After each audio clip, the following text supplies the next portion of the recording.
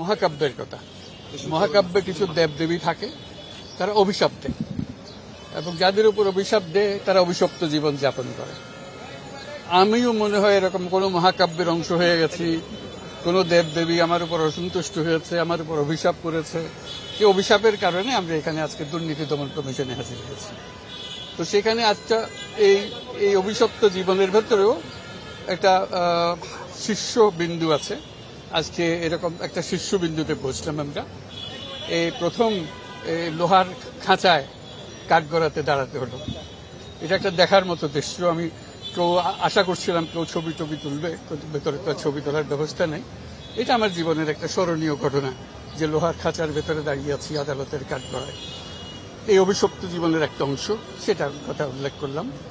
এবং এর একটা হলো যে আমরা নোবেল পুরস্কারের কথা সবাই জানি, সবাই বুঝি।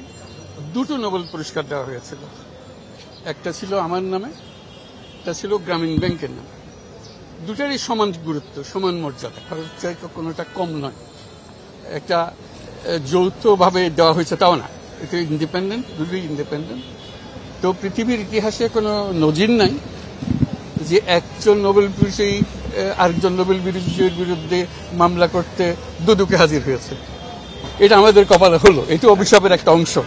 যে অভিশাপ আমরা বহন করে যাচ্ছি, সে অভিশাপে এমন জিনিস হয়েছে যে একটা নোবেল বিজয়ী, এবং নোবেল বিজয়ী হলো যে খুবই সম্পৃক্ত নোবেল বিজয়ী, যে অনেকটা পিতা পুত্রের সম্পর্কের মতো নোবেল বিজয়ী, যে আমার কারণে এটা সৃষ্টি হয়েছে এবং তারা নোবেল পুরস্কার পেয়েছে, সেটাও আমার সঙ্গে যুক্ত হয়ে পেয়েছে।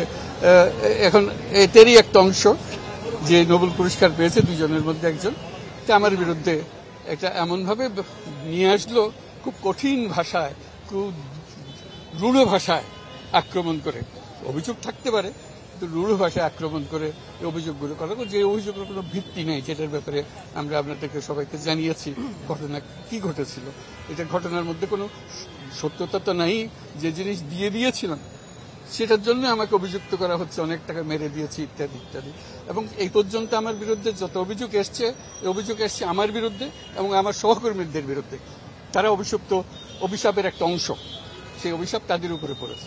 এইটা আমার কাছে খুব কঠিনভাবে আমার মনে দাগ কেটেছে, কষ্ট লেগেছে, কারণ আমার পরিবারকে আক্রমণ করেছে।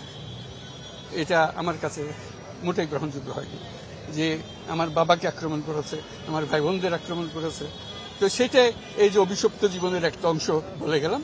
আর বাকি অংশ আজকের যেটা হলো সেটা আমাদের আইনজ্ঞ মহোদয় আছেন, তিনি ব্যাখ্যা করবেন বিষয়টা কি ছিল, কেন আমাদের এই অভিশাপ বহন করতে হচ্ছে, সেটা আপনারা জানুন এবং সে ব্যাপারে আপনারা লিখুন। আপনারা শুধু জানা না, বিষয়টা নিয়ে লিখুন। এটা সত্যতা কি, এটা গুরুত্ব কি, এটা ভূমিকাটা কি। এটা শুধু রিপোর্টিং বলতে শুধু শুনলাম লিখলাম তা না, এটা ব্যাখ্যা, গভীরে যাওয়া, এটা সম্বন্ধে সবাইকে জানান দেওয়া, সেটা একটা অংশ। আপনাদের সবার সহযোগিতা কামনা করি। আপনারা সবাই আমার জন্য দোয়া রাখবেন। ধন্যবাদ।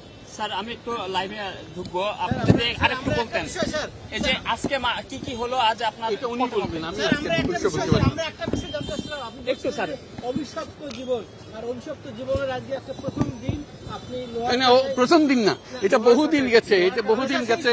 আমাকে গ্রামীণ ব্যাংক থেকে বের করে দেওয়া হয়েছে, এটা অভিশপ্ত জীবনের একটা অংশ। আমার বিরুদ্ধে বহু তদন্ত কমিটি হয়েছে, তদন্ত কমিশন হয়েছে, কোনো নিস্তার নেই, একটার পর একটা চলছে। এটার একটা অংশ হিসেবে আপনারা এটা ইতিহাস হিসেবে যদি ক্রমাগতভাবে এটা তালিকা করেন, সেটা খুব ভালো কাজ হবে।